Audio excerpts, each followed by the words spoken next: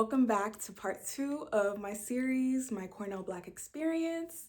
Today I'll be talking about my second year or sophomore year social life again, so everything that had nothing to do with job or academics that I participated in, and obviously I'm also going to talk about my living situation as well. I wanted to say I'm repping ABC today. If you know, you know. Also decided to change my hair up today because, Leo rising, gotta make them think. Okay, so my sophomore year, the way I went about housing honestly was probably really not the best. I just knew I wanted to live on West, and I also wanted to live near my friends, but for some reason none of our time slots were the same. So I just randomly saw that there was a spot open in Becker, and I chose to go. I knew nothing about Becker. I just knew it was on West. And, unfortunately, most of my friends were either on North or South. So I was literally the only person I knew on West at the time. So this was like really isolating. In Becker, I shared a double. AC, shout out to you, boo. I realized both of my roommates had A's in their names and also my name, Annabelle. Strange. But yeah, she was a native to Ithaca, so most of the time I did spend alone in that room, which, I wasn't obviously mad about or anything, but yeah, I would say like because of that, it was a very peaceful experience. But again, like I want to say when I think about that year, I felt so isolated. The best thing about living on West though was 100% having that dining hall right underneath me or dining halls around me. It was just so convenient and so many options. And I don't know, I kind of like the quality of food way better than North. Obviously, my first year felt very similar to like the typical high school experience versus West, where I feel like everybody was literally in their own bubble. People do not care about you at all. Like, I love that so much. So, yeah, if you are considering like moving to West Campus, I 100% recommend. I would say we did have like a ladybug problem a little. At first I thought they were like good luck and stuff, but yeah, there were a lot of them. Granted, I don't know, I was keeping the window open a lot sometimes, so it could have been my fault, but yeah, there was definitely a ladybug infestation in that room. Okay, so I also want to say that this was the year that I decided I was not gonna join any professional orgs, which is something that I think is very rare at Cornell. I don't really know many people who did not participate in at least one or two professional orgs to like go through some type of initiation interview process. Like it's not just you're joining their e-board, it's like in order to be a member you have to kind of get initiated. I forget what the term is called, to be honest, because whatever the recruiting, I don't even know. Again, guys, like I told you, I was not interested at all. For me, one, it all just seemed like too much work. Like it just seemed like too much work. And to be proving myself, to be having coffee chats, doing all of that, when again, I told you guys at this point, like I still didn't really know what I wanted to do with my career. All I knew is that I was going to school and that was that. But yeah, so who am I to be, trying to get into something that, maybe down the line wouldn't even be something valuable to me. So yeah, I guess because I didn't know exactly what career path I wanted to take, I just didn't think it was worth it for me. Felt a little bit humiliating. I don't know, just students having so much power, and like the clothes you wear, the way you speak, the way you hold yourself is something that can be used to determine like whether or not you get into this club. And like I also don't want to be that person, but when I was thinking about it, I was like, all of the resources that these clubs claim to give you, I could get from the internet or, from LinkedIn, from simply just putting myself out there. I'm not gonna, you know what I'm saying? I'm not trying to be that person, but if you really do believe in yourself and you're a person like me who's always, had doors and open for her when she opened her mouth, I I didn't think that I needed to be a part of a group in order for that to happen, you know? I really wanted to, be joining a group that wasn't going to humiliate me before, because I was feeling like in these classes and these group projects, like people were already doing that to me and already trying to downplay my greatness, etc., and making me feel like, we're in the same class, we're doing the same projects, but like, why am I having to prove myself to you that I can do this work? Like, I don't know, it was just, group projects used to be strange for me. But yeah, so it was kind of a moral thing, and also maybe an ego thing on my part. I'm aware it could be an ego thing as well, but I was just kind of like, yeah, I don't need to be auditioning for this stuff and putting myself through all this stress. When I, again, like, I have so many resources. Also, too, I think, again, I came from Emma Willard boarding school, and like we have an amazing alumni network. And on top of that, the Black Emma alums, they do not play. So to be honest, like, I'm already highly favored because of them. I know they have my back for real, but yeah, and I understand why a lot of people do join these professional orgs, because you don't have that. Like, you know what I'm saying? But I do think it's not necessary. Could be cocky, but just my perspective. Again, I'm speaking authentically to me, guys. So stay mad, be mad. First organization that my freshman year, I interviewed for was the Minority ILR Students, MLARSO, which, I mentioned in previous videos. So yeah, this was a decision that actually came to me. It's so funny now that I'm thinking about this conversation, but I had a conversation with the president at the time. He knows who he is.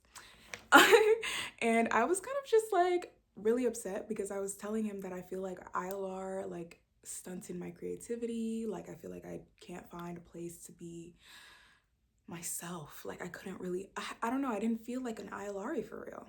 And he just spoke so much life into me. He was like, don't let ILR stunt your creativity, and just saying like, we need you, we need people like this here. And because of that, I felt so inspired to, interview for it. And I was able to get it. I believe my first year, I was like VP of membership or something. Like, we had so many VPs of stuff that I honestly like don't really remember all of them. Like, it was clear to me from the start that there was this formula that they had, like, that I guess worked in the past, and they were kind of very strict in terms of like who does what things are supposed to look like, etc., etc. And again, like, I was a second year at this point, so it's like, I'm taking the lead, but at the same time, I felt like I was doing nothing. Like, I don't know if you guys have ever been in groups like that, where you feel like, even though you have a certain position, like, you're not really being delegated enough work. And our president would be always like stressed out about certain things, and it was kind of just like, girl, you could give the load to somebody else. And yeah, I think part of it, I definitely think, was okay, like, senior and like been on the club and really wanted everything to go well and succeed. But also part of it felt low-key like microaggressive, like the same things that I was telling you guys before, of just like, you don't think I can handle this, you don't think I can, but granted, we all have different life experiences. But that's definitely where my intuition went. It was kind of just a thing of just like,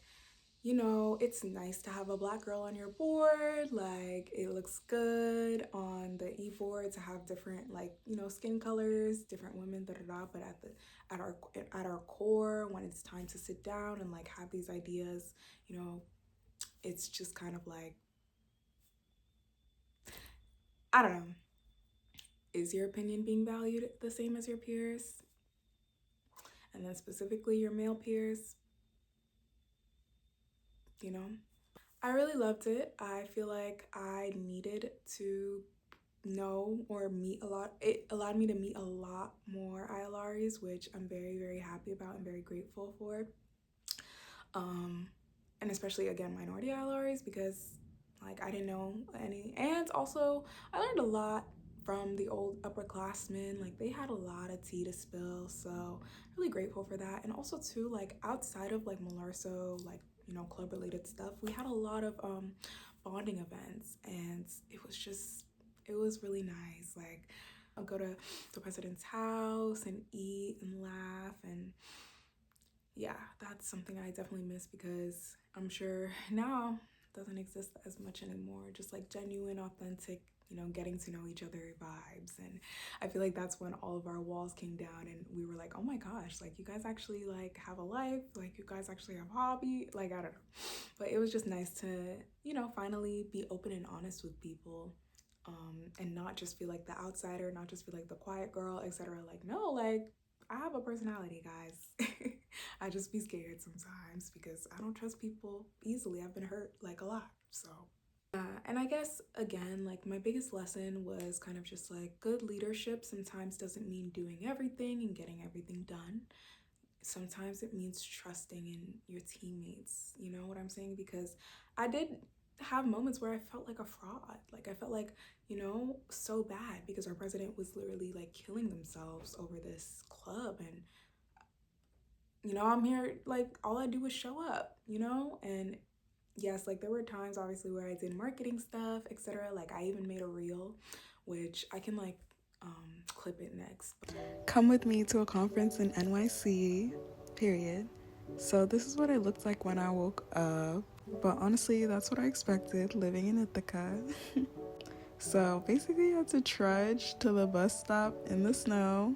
It was really beautiful though. Then I got on the bus for 3 hours till we arrived in NYC. The weather was definitely much nicer than Ithaca. Here's a clip of when we got into the conference, right before networking and stuff, eating up. And this is our beautiful Ivor. Missing some people, but we ate. And yeah, that was my outfit. Thank you guys for coming with me. But yeah, like that was my first time where I made something and I was like, oh my gosh, like guys, but it was something that I had to do like on my own and kind of like show them. But I guess again, that's a lot of organizations I feel like have this problem as well, where it's just like, there's that one person who just wants to, and trust me, when I was double co-president, I had this issue a lot of where I wanted to handle everything and be a part of everything. But yeah, I needed to learn how to trust. So I know a lot of you have been waiting for me to discuss this, but this 2022 was the year that I auditioned to become a majorette on the Ivy League's first ever majorette dance team, the Scarlet Dolls. At the time it was called the Black Student Ensemble. And it was crazy because in middle school, basically we had homecoming, and during homecoming, all the Black girls and we made a bunch of dances to these Musical.ly sounds and we performed it. And who would have thought that in high school or in college I'd be performing at homecoming again? So I thought that was so funny to see. We used to love dancing to these Musical.ly sounds during recess, and eventually one day our coach was just like, or slash PE teacher, he was just like, y'all want to perform? And I was like, you know what, why not? And we ended up doing it. I'm not gonna stitch the performance because I don't even think I have that video, but yeah, I just think this whole thing was kind of a full circle moment for me, even though again, when I joined the Scarlet Dolls, it was because it was something new on campus and I wanted to be a part of something like that. I knew it was going to be big because it was new, and also I don't know, I really did not watch Bring It, honestly. My parents were extremely strict with our TV growing up. Like they literally only let me and my sister watch like PBS Kids. Like, I'm not gonna lie, guys, I was watching PBS Kids and Nick Jr. until I was like 12, 13. Like I don't think I really watched Disney Channel. It's like the only time I was watching Disney Channel and stuff is like when I wasn't home, like when I was with my cousins or like when we were on vacation, etc. So like I was still keeping up, but it was like majority of the time I'm watching this kiddie stuff. So I really did not even really know about Bring It and stuff and like all that. I didn't really know what majorette was. The only majorette that I knew from, to be honest, was from Musical.ly. Like bucking, sexy walking, like that's all. The audition, they asked us to come in with like, I think they said like a 30-second dance or like at least 2 8 counts. So the only dance that I knew that I during COVID was obsessed with, of course, was like everybody else, was WAP. So yes, I performed the WAP dance for my audition. So like at the time, like I was personally embarrassed because I was like, I can't believe I'm doing this. But looking back, like I think it was a bold move, and it just showed like, at least I showed up and did something. And then the second part of the audition process, they basically had a dance that they choreographed, and we had to, learn the dance, and then we'd perform it or send in a video, and then they'd let us know if we were on the team. But before that, they held kind of like a dance workshop where you could come learn it, basically. So I went, and I'm not gonna lie, guys, ooh, that was a humiliation ritual. Vibes were just so off that first day for me. Like, I don't know, I guess it's because like I was just expecting a little bit more grace, given the fact that, like I was new, and like I hadn't danced like seriously since like before COVID, for real. So been like 2-3 years, and we just had gotten into it, and they were just like teaching us the dance, but like not really like does any like, it was kind of the thing of like, when everybody's scared to say they're confused, everyone was kind of like scared to be like, can you, show me that part again, etc., etc., because that was kind of the energy that we were getting back was kind of just like, this is easy, like, I don't know. But I know, y'all know, if you know if you know, but yeah, it was just very much giving the energy of like, we don't want beginners, like we just want people who know what they're doing from the jump. And honestly, I was super intimidated, not gonna lie, and I really wasn't gonna do it. But I was like, honestly, I don't want to give up. Like, I'm not a quitter, if that makes sense. I don't like to quit things like just that easily, and I really wanted to push myself. So yeah, I ended up doing the dance. I'm gonna clip some of my audition next so you guys can see. Hey, big old freak, big booty, big old treat. I'ma make him wait for the pussy. Hit us in these big old ski. Hey, feet on the bed. I fuck him up in the head. Suck it, then look in his eyes. Then the next day I might leave him on red. Hey, pop it, pop it, danger in my hot rocket. He hit my phone with a horse, so I know let me come over and ride it. Shit, I'm on the way.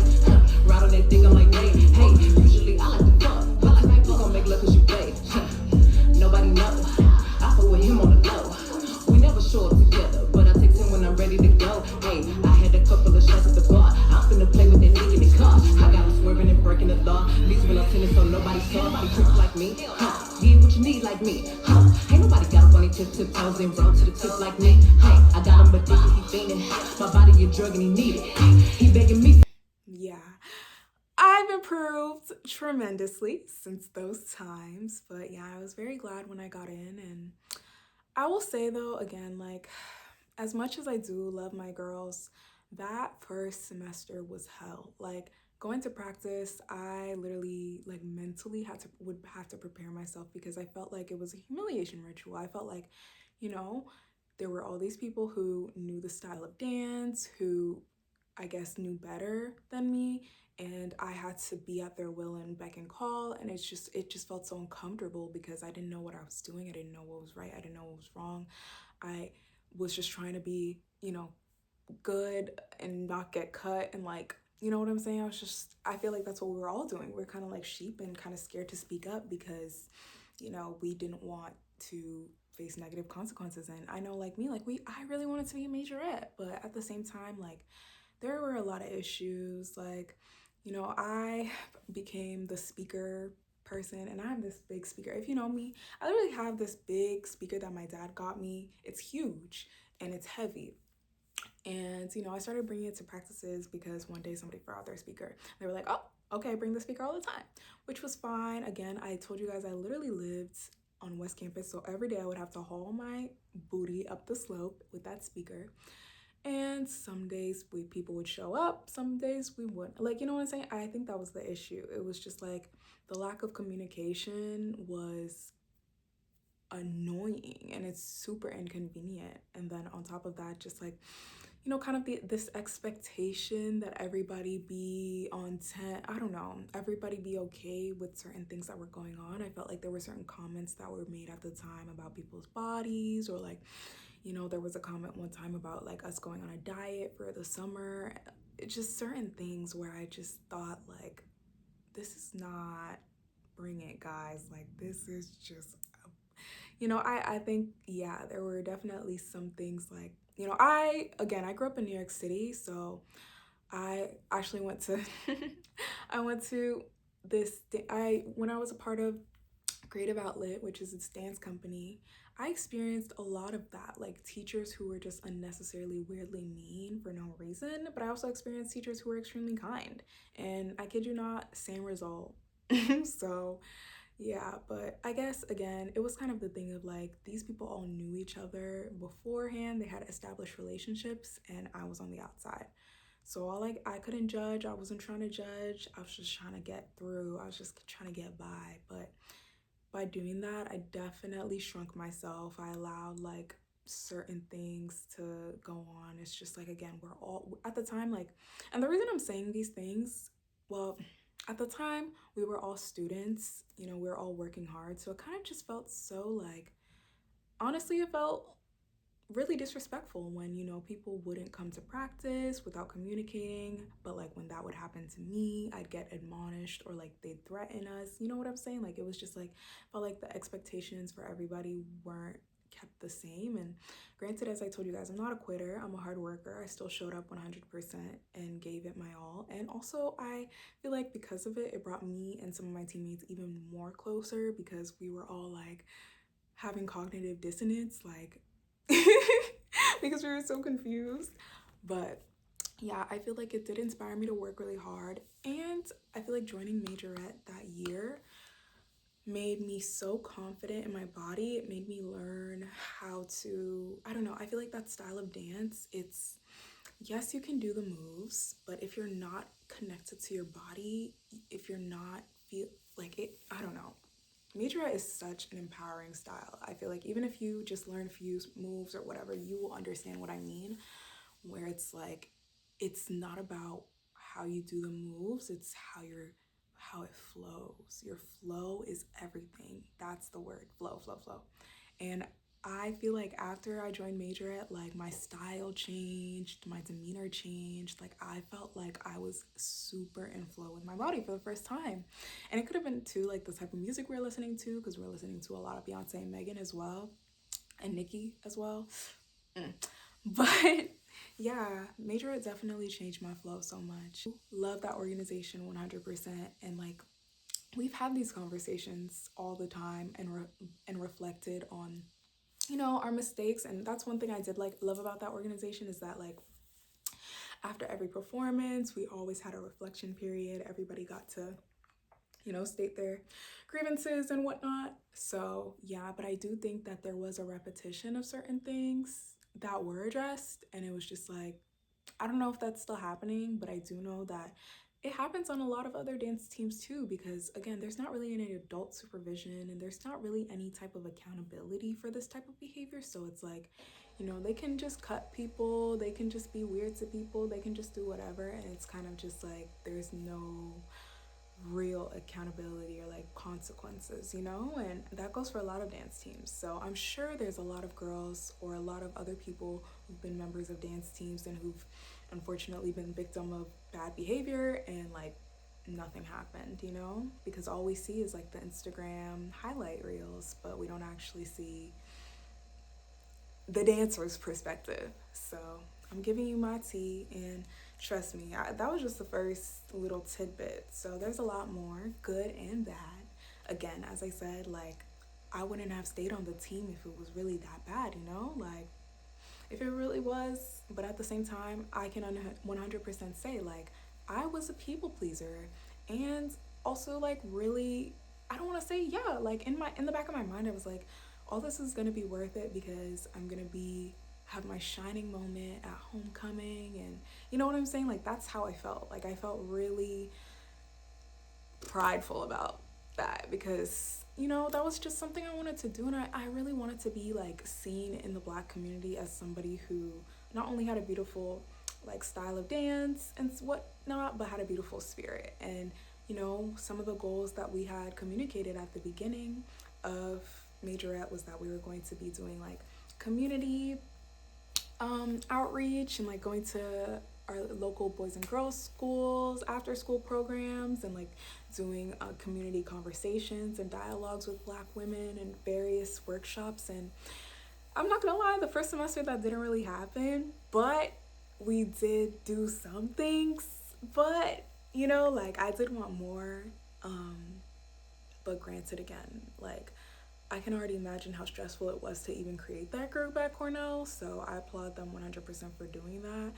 And I can understand, like, on top of being a student, what it's like to be leading and choreographing. And, like, you have this vision in your head, but you are responsible for it, really. And everybody else is kind of just helping you along that way. So I don't know. I guess it's different because club that I joined, HSA, which I had a vision that I executed, I felt like it was easier for me to go about it in a kinder way because I'd seen like the flaws of the leadership before.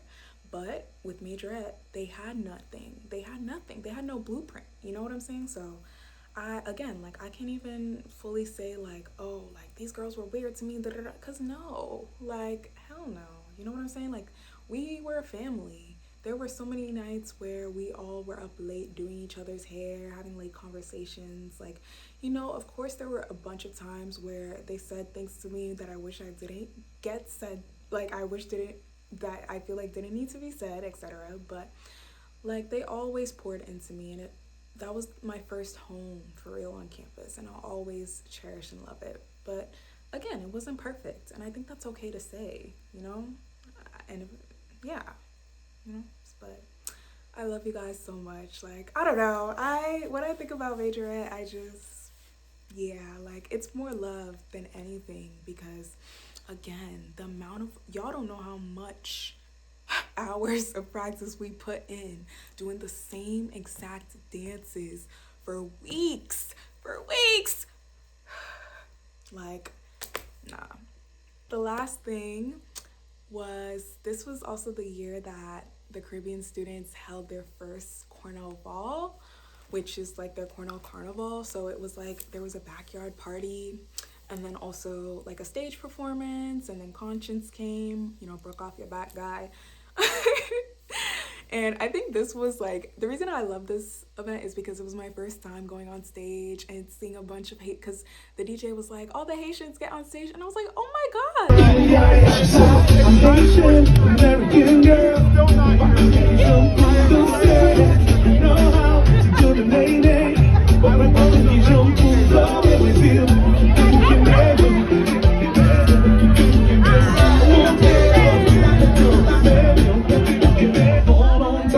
like, look at all these beautiful Haitian women. So I met a lot of Haitian women, and I think it was also my first time that a lot of people saw me. So I was like, oh geez Louise. But it was fun. And I think, again, sophomore year, I'm not gonna say that the quality of parties had changed for me versus freshman year. I think if anything, like I went to more IC parties because one of my good friends from Emma Willard, Angie, she went to IC. So I visited her a couple times, and I was like, oh my god, like I actually like it over here. So I went to a few parties with my friends over there, and I actually liked it.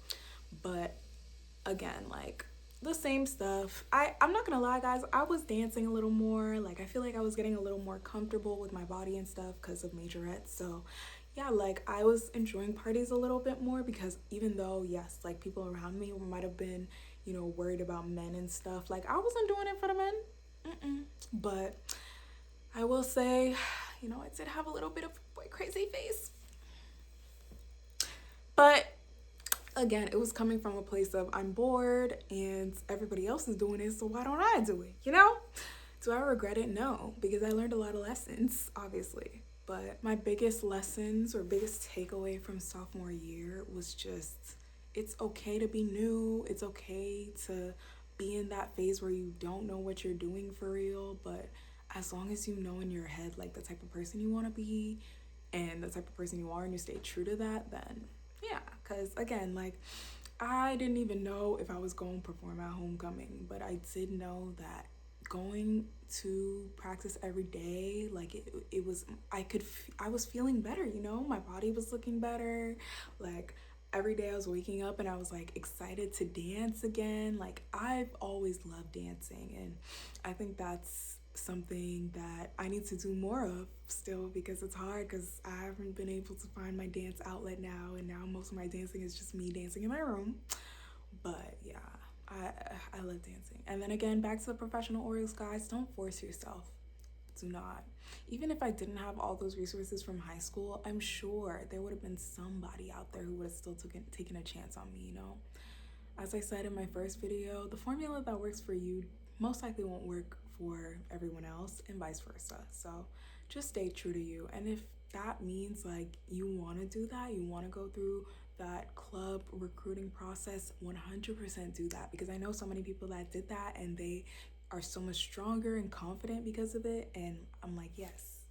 But I know for me, doing something like that would put me into panic mode and make me shrink, because I have nothing to prove to nobody, respectfully. So yeah.